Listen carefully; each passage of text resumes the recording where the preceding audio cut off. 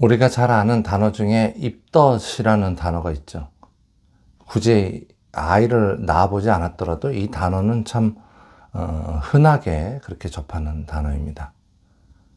남자인 저로서는 이게 뭐 얼마나 힘든 일인가 전혀 경험할 길이 없잖아요. 하지만 가끔 주변에서 아는 사람들이 겪었던 입덧을 생각하면 이게 보통 일이 아니구나 하는 생각이 듭니다. 어떤 사람은 음식을 잘 못 먹는 정도가 아니더라고요. 너무 헛구역질을 많이 하니까 나중에는 목에서 막 피가 넘어올 정도가 되더라고요. 산모의 고통이 출산의 순간에만 있는 게 아니라 임신 초기부터 피를 토하는 고통을 동반하기도 하는 거죠. 이런 입덧은 왜 산모들이 하는 걸까요? 잘은 모르지만 아마도 태아의 이 보호와 관련된 것이 아닐까요? 보통 태아에 대한 보호를 위해서 이 독성 물질에 대한 반응으로 입덧이 있는 것으로 알려져 있죠. 엄마가 태아를 보호하기 위해 온몸으로 독성을 막아내는 거예요. 못 먹게 만드는 거죠. 임신 초기에 입덧을 시작으로 산모는 불러오는 배로 인해 많은 불편을 감내해야 합니다. 이 배가 불러오면 깨어있을 때뿐만 아니라 잠을 잘 때도 여간 불편한 게 아닙니다. 그렇게 한참을 고생하다 두렵고 고통스러운 출산을 하게 되지 않습니까? 출산의 고통은 인간이 느낄 수 있는 고통 중에 거의 최고 수준의 고통이라고 하지 않습니까? 자, 이렇게 해서 한 아이가 태어나는 겁니다. 그 흔해 보이는 수많은 사람들 하나하나가 그 누구도 제외하지 않고 이러한 과정을 통해서 태어난다는 겁니다. 아기의 탄생 뒤에 엄마의 고통과 수고로움이 있는 거예요. 그런데 성도의 탄생이 이처럼 아기의 탄생과 아주 많이 닮아 있습니다. 모든 어머니가 기꺼이 감내하는 고통의 과정을 통하여 아기가 탄생하는 것과 같이 모든 성도의 시작점은 우리를 위해 십자가의 고통을 기꺼이 감내하신 예수님의 대속의 은혜의 결과입니다. 성도의 탄생 뒤에 예수님의 고통이 있어요. 또한 수없이 많은 주의 일꾼들은 오랜 시간 동안 많은 역경을 견뎌가며 이 사실, 복음을 전했습니다. 그로 인해 많은 사람들이 복음을 전해 듣고 성령님의 도우심으로 구원에 이르게 되지 않았습니까? 그래서 성도의 탄생 뒤에 하나님의 뜻을 이루기 위한 고통의 인내가 숨어 있는 겁니다. 바울 사도가 갈라디아의 복음을 전함도 또 여러 곳을 다니며 복음을 전함도 이처럼 고통스러운 수고로움의 과정이었을 겁니다. 그런데 아이들 중에도 이 엄마 고생한 거 알아주는 착한 아이들이 있어요. 아유, 우리 엄마 나 낳느라고 얼마나 고생했어. 아유, 우리 엄마 나 키우느라 얼마나 힘들었어. 이런 자녀들이 있단 말이에요. 내가 고생한 우리 엄마를 위해 말을 좀 잘 들어야지. 내가 힘든 엄마 위해서라도 착하게 살아야지. 우리 엄마에게 뭐 보답할 게 없을까? 이런 아이들이 실제로 있다고요. 참 기특하고 아름다운 아이들이죠. 그런 아이들을 보면 굶어도 배부르지 않겠습니까? 그런데 우리가 지금 함께 나누고 있는 이 갈라디아 교회가 바로 그런 아이와 같은 교회였던 겁니다. 갈라디아 4장 13절로 15절의 말씀입니다. 내가 처음에 육체의 약함으로 말미암아 너희에게 복음을 전한 것을 너희가 아는 바라. 너희를 시험하는 것이 내 육체에 있으되 이것을 너희가 업신여기지도 아니하며 버리지도 아니하고 오직 나를 하나님의 천사와 같이 또는 그리스도 예수와 같이 영접하였도다. 너희의 복이 지금 어디 있느냐? 내가 너희에게 증언하노니 너희가 할 수만 있었더라면 너희의 눈이라도 빼어 나에게 주었으리라. 이 보통 철없는 아이들이라면 병든 엄마를 부끄러워하기 마련이죠. 엄마가 가난하면 보려고도 안 해요. 초라한 엄마는 에휴 창피해 이러기 마련인데, 세상의 눈으로는 형편없어 보이는 그 엄마를 업신여기지도 버리지도 아니하는 착한 아이처럼 오히려 병든 엄마를 위해서 자기 몸이라도 나눠주고 싶어하는 그런 고마운 아이들처럼 갈라디아 교회가 사도 바울을 그렇게 끔찍하게 위하고 사랑하고 섬겼다는 거예요. 그 사람들이 안 거예요. 나의 참 생명이 이 사람을 통해서 전해졌구나. 복음을 전하는 바울과 그 복음을 받는 갈라디아 교회의 모습이 이렇게 아름다울 수가 없어요. 그런데 이렇게 아름다운 자녀가 새로운 친구를 만났습니다. 그 친구의 이름은 율법주의자입니다. 예수님처럼 유대인이고 예수님이 계시던 곳에 살았다고 하는 그는 자신이 바로 원조라고 주장을 하는 거죠. 그가 갈라디아 교회로 찾아온 거예요. 그리고는 갈라디아 교인들과 친해지려고 아주 열심을 다합니다. 가진 호의를 다 제공해요. 드디어 갈라디아 교인들이 흔들리기 시작했어요. 사도 바울에 대한 신뢰와 사랑에 금이 가기 시작합니다. 믿음만으로는 구원을 얻을 수 없고 뭔가 더 해야 한다는 그들의 주장에 조금씩 설득당하기 시작합니다. 그래서 그들은 일단 절기를 지키기 시작했어요. 뭐 나쁠 것도 없어 보이잖아요. 오늘날에도 교회들에 따라서 절기를 많이 지키는 교회들이 있지 않습니까? 물론 이들이 지킨 절기는 유대인의 절기들이었죠. 오늘날의 개신교회들이 지키는 절기와는 좀 다른 절기입니다. 갈라디아 4장 10절의 말씀이에요. 너희가 날과 달과 절기와 해를 삼가 지키니. 갈라디아 교인들이 이미 하고 있었다는 거예요. 자, 여기서 말하는 날은 금식일과 안식일을 지키는 것을 말합니다. 여기서 말하는 달은 아비월, 시브월, 에다님월, 불월 등 추수, 꽃, 비 등을 상징하는 그런 월들을 지키는 것을 말합니다. 여기서 말하는 절기는 유월절, 오순절, 장막절, 나팔절, 수전절, 불임절 등을 지키는 것을 말합니다. 여기서 말하는 해는 7년마다 돌아오는 안식년과 50년마다 돌아오는 희년을 말하는 거죠. 이렇게 복잡한 날과 달과 절기와 해를 갈라디아 교인들이 지키기 시작했다는 거예요. 우리도 그렇잖아요. 처음엔 좋은 의미로 시작했던 행사도 막 정신없이 바쁘게 진행하다 보면 그 참뜻은 사라지고 분주함만 남지 않습니까? 더욱이 그 많은 일들을 늘상 해오던 유대인들도 아닌 이방인들, 갈라디아 사람들이 이렇게 정신없이 돌아오는 날과 달과 절기와 해를 지키다 보면 본질은 사라지고 형식만 남지 않겠습니까? 그 많은 형식들은 갈라디아인들에게 본질을 망각하게 만들기에 충분했습니다. 구원받음의 기쁨과 감사는 감소하고 날과 달과 절기와 해를 지켜야 하는 의무와 부담감은 증가했어요. 예수를 통해 완전히 열려있던 하나님과의 소통의 통로를 날이라는 벽돌, 달이라는 벽돌, 절기라는 벽돌, 해라는 벽돌을 차곡차곡 쌓아 올려서 또다시 장벽을 쌓아 올리려 하고 있었습니다. 믿음만으로는 안 되고 뭔가 더 있어야 한다는 말에 흔들리는 갈라디아 교인들을 향해 바울은 이렇게 소리치고 있습니다. 갈라디아 4장 8절에서 9절 그리고 11절의 말씀입니다.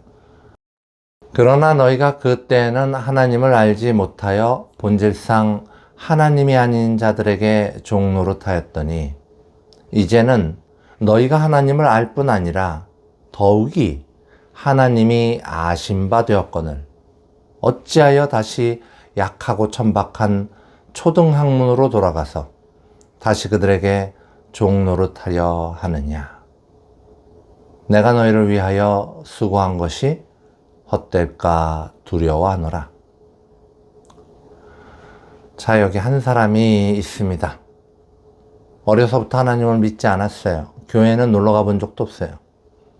그의 생각과 일상을 지배하는 것은 한국적인 샤머니즘과 오랜 시간에 걸쳐 익혀온 세상 철학과 한참 유행한다는 최신 처세술로 가득 차 있습니다.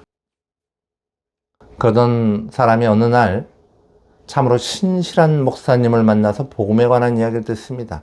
예수님에 대한 이야기를 듣습니다. 너무도 초라해 보이는, 심지어 몸에 장애를 가지고 있는 목사님의 이야기를 듣다 이 사람이 감동을 받습니다. 그 목사님의 이야기가 믿어지기 시작합니다. 성령이 임한 거죠. 믿음으로 구원을 얻을 수 있다는 그 말씀이 오랫동안 몸에 배워왔던 샤머니즘적인 사고, 재수가 있네, 재수가 없네 하던 그 생각들을 지워버립니다. 오랫동안 신뢰해왔던 수없이 많은 주장들, 철학들, 그것들의 헛됨을 발견합니다. 신념처럼 가져왔던 수없이 많은 처세술들, 그런 삶의 방식들을 아낌없이 버리게 만듭니다. 그러고는 그 초라한, 그리고 몸조차 불편한 목사님의 말씀을 들으며 믿음이면 충분하다는 그 말씀에 힘입어 하나님께로 날마다 더욱더 나아갑니다. 그러다 이 사람이 우연한 게 아주 오랫동안 교회를 다녔다는 사람을 만나는 거예요.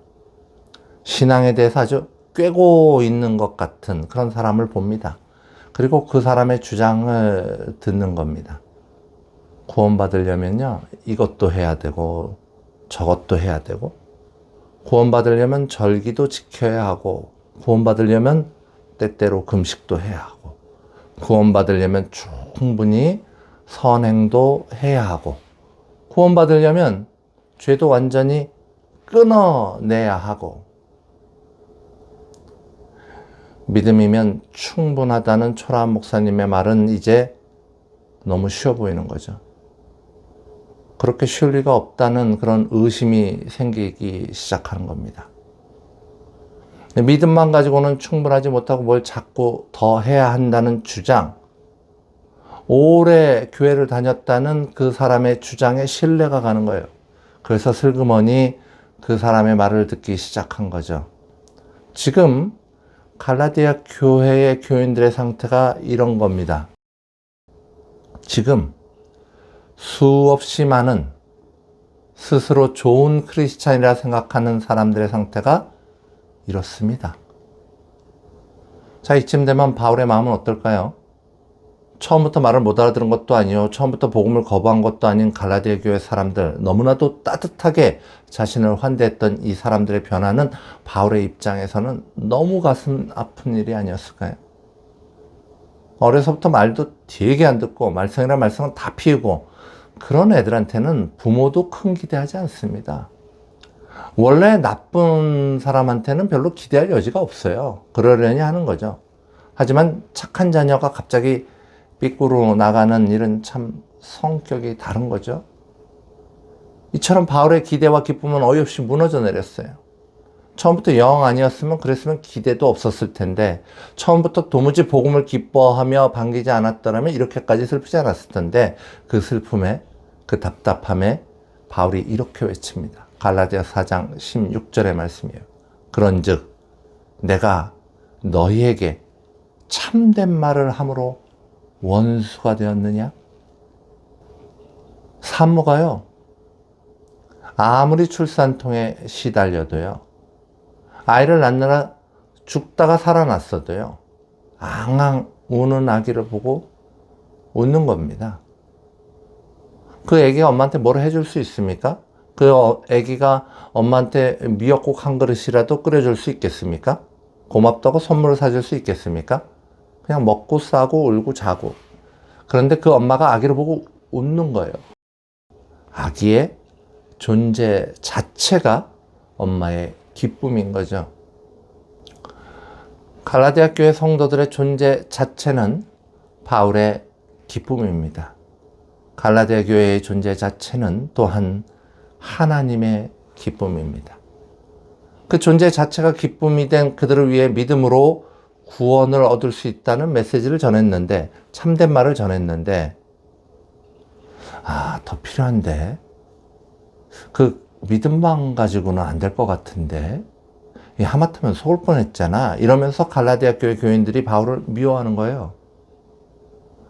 바울의 가슴이 찢어지지 않았겠어요? 아니, 모든 게 다 성도들을 위해서 한 말인데 어떻게 이런 일이 생길까요? 한탄이 저절로 나오는 겁니다. 그러기에 이제 바울은 아주 비장한 각오로 경고의 메시지를 전합니다. 갈라디아 4장 17절의 말씀입니다.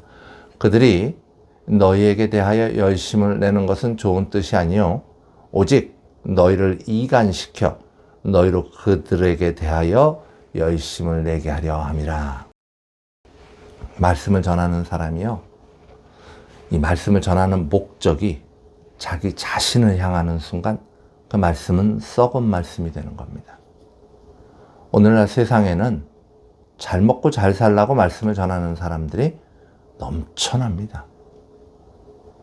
이 연기 같은 한 줌도 안 되는 그런 인기와 영광을 얻어보려고 하나님의 말씀을 재료로 불량식품 같은 엉터리 범벅을 만드는 사람들이 넘쳐납니다. 말씀을 받을 사람들의 구원에만 집중하고 말씀을 전해도 온전한 진리가 들어갈까 말까 한데, 내가 이 말씀 잘 전해서 무슨 이익을 볼까? 내가 이 사람들을 통해서 어떻게 더 잘 될까? 이러고 전하면요, 그냥 가짜만 전하게 되는 거예요. 그냥 사람들 입맛만 맞추게 되는 거예요. 지금 바울은 갈라디아 교회에게 자신의 이익을 위해 헛된 가르침을 열심으로 전하는 사람들을 경계해야 한다는 말을 전하고 있는 것입니다. 바울은 피를 토하는 심정으로, 여러분, 그 사람들 따라가지 마세요. 그 사람들은 사꾼입니다 라고 말하고 있는 거예요. 사꾼이 이끄는 교회는 그때나 지금이나 건강한 진리의 말씀이 넘쳐나지 않습니다. 자, 그런데 한편으로 보면 바울이 이렇게 애쓰는 것이 좀 이상해 보이지 않나요? 어렵게 산모의 고통을 감내하며 갈라디아 교회를 잉태하고 키워냈는데 이렇게 엉뚱한 반응이 나오면, 그럼 보통 사람이라면 어떻게 하는 게 맞을까요? 저주받을 자들아 잘 먹고 잘 살아라. 지옥에서 이를 갈며 울부짖음이 너희들의 미래에 차고 넘치리라. 이런 저주를 퍼부으며 떠날 만도 하지 않습니까? 아니면 역시 안 되는 거였구나. 이 복음은 이게 아무나 받는 게 아니구나. 내가 사람들을 잘못 봤구나. 최소한 이러고 조용히 물러서는 게 맞지 않을까요? 여기는 아닌 거보다. 그러고 그냥 떠나야죠. 우리가요, 복음을 전하다가 복음을 받는 사람들의 반응이 영 만족스럽지 않으면 좌절하고 실망하다 못해서 미워하기까지 하는 게 보통 사람들의 마음입니다. 아니, 나는 전했으면 그만이야. 믿는 거 너희들 몫이지. 너희들이 악해서 복음 못 듣는 거 어쩌라는 거야. 이런 마음이 들기도 하는 거예요. 그러나 여러분, 그건 바울의 마음이 아니었어요. 그리고 그건 엄마의 마음이 아닙니다. 갈라디아 4장 19절의 말씀입니다. 나의 자녀들아, 너희 속에 그리스도의 형상을 이루기까지 다시 너희를 위하여 해산하는 수고를 하노니. 바울이 갈라디아 교인을 향해 뭐라고 하고 있냐면요, 나의 자녀들아 하고 있습니다. 이 부름은 우리를 매우 혼란스럽게 만듭니다. 아니, 우린 분명 하나님의 자녀인데 갑자기 바울이 우리를 향해 나의 자녀들아 이러면 바울 자신이 하나님이란 뜻일까요? 아니면 우리는 하나님의 자녀인 동시에 바울의 자녀입니까? 그럴 리가 없죠. 사실 바울이 이 구절에서 쓴 테크나 무라고 써 있는 나의 자녀들아 라는 표현은 오직 여기서만 딱 한 번 사용하고 있습니다. 바울의 모든 서신서 속에서 이 단어는 다시는 나오지 않습니다. 이게 충분히 오해의 소지가 있는 표현이기에 극히 제한적으로 사용한 거죠. 그렇다면 바울은 왜 이렇게 오해의 소지가 있을 말을 사용했을까요? 그것은 뒤에 나오는 구절이 설명해 주고 있습니다. 해산하는 수고를 하노니. 나의 자녀들아, 너희를 위하여 해산하는 수고를 하노니. 자신들의 이익을 위해서 헛된 것을 전하려 열심을 다하는 율법주의자들과 달리, 조금 전 바울이 경고한 그 사람들과는 달리, 사람들을 이용해서 자신의 욕심을 채우려는 사꾼 목사들과는 달리 아무것도 기대하지 않고 그저 아기의 존재만으로 기뻐하는 산모와 같이 순수한 그 열정으로, 순수한 사랑으로 성도를 위해 고통을 감내하겠다는 것을 말하고 있는 것입니다. 그렇다면 바울은 이 고통을 언제까지 감내하겠다고 다짐하고 있습니까? 뭐 하루? 한 달? 아니면 뭐 1년, 2년? 언제까지 하겠다고 그러죠? 말씀을 보면 너희 속에 그리스도의 형상을 이루어 가기까지. 성도 안에 들어온 말씀은 살아있고 생명력이 있어서 엄마 뱃속에 태아가 자라나듯 그렇게 자라나서 그리스도의 형상이 그 사람을 통하여 드러나게 되는 것입니다. 뭘 어떻게 해서 형식적인 율법을 지킨다고 그리스도의 형상이 나타나는 게 아니고요. 믿음이 살아있다면, 자라나고 자라난다면 그리스도의 형상이 성도를 통해 드러난다는 말씀입니다. 이것을 이룰 때까지 바울은 산모의 역할을 감당하겠다는 겁니다. 엇나간 자녀, 기대에서 벗어난 자녀를 엄마가 버립니까? 입덧하고 배가 불러 불편하다고 산모가 태아를 끊어냅니까? 너 이거 잘못했어? 그러니까 더 이상 내 아들 아니야? 그러니까 더 이상 내 딸 아니야? 이럽니까? 그렇게 어렵게 낳고 앙앙 울어대도 존재 자체가 기쁨인 자녀를 그렇게 버립니까? 그럴 수는 없는 겁니다. 바울은 지금 성도를 품은 자신의 마음을 엄마의 사랑으로 비유하여 표현하고 있는 겁니다. 사랑하는 좋은 친구의 성도 여러분, 오늘 나누신 이 말씀들을 통하여 사도 바울이 갈라디아 교인들을 구하기 위하여 왜 이렇게까지 애를 쓰고 있는가에 대해, 또한 그들에게 주고자 하는 구원의 핵심이 무엇인가에 대해, 그리고 그것을 어떻게 설명하고 있는가에 대해 이해하시는 은혜가 넘쳐나시기를 간절히 소망합니다.